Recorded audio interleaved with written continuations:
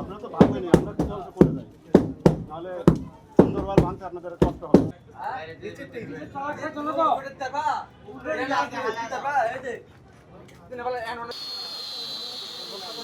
মানে এটা কি দোকান?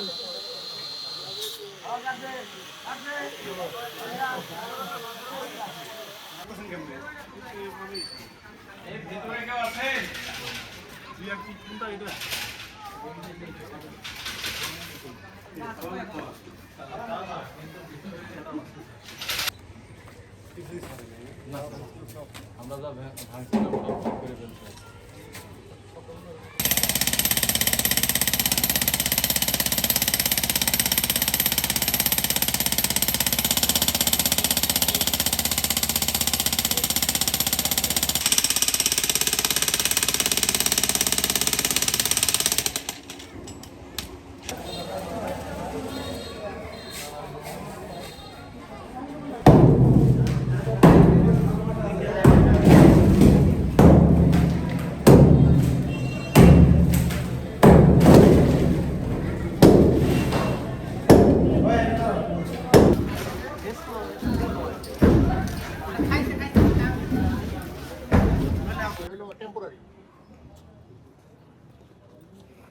যে আপিল করেছিলেন সে আপিলও তো নিষ্পত্তি করে দিয়েছে, আপনি আপিল তো খারিজ করে দিয়েছে রাজুকে যেটা করেছিলেন। জি স্যার, মিটারের জন্য এই রাজুকের চেয়ারম্যান সাহেব আমাকে বলছে আপনি হাইকোর্ট থেকে আদেশ নিয়ে এই বিল্ডিংয়ের কাজ করতেছেন, আপনি হাইকোর্ট থেকে মিটারটা আনেন, আমি আপনার এখান থেকে মিটার দিব না।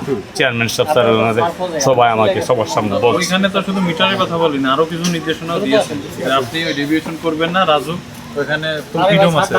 বরং আমাদেরকে তো একদম সম্পূর্ণই করেছে, বরং এই আদেশ দিয়ে রাজুকে অনেকটা বাধ্য করেছে যে নকশার বাইরে কোনো কিছু থাকে সেটা করে দিতে আমরা অ্যাকশন নিতে পারবো বা নিতে পারবো।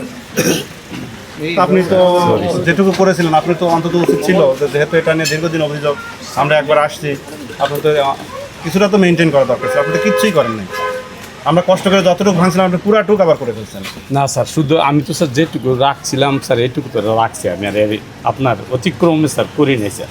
বলতে পুরো কলামের বাইরে পুরোই ভায়োলেশন, আপনি অতিক্রম তো সব দিকে করছেন, সকল দিকে অতিক্রম করছেন, আপনি বলছেন করেন না, এটা কেমন হবে সেটা? এরপরে আপনাদের নিজেদের মধ্যে ঝামেলা, আপনাদের ঝামেলায় আমাদের রাজুকের লোকজন ঘুমাইতে পারে না, প্রতিনিয়ত অভিযোগ।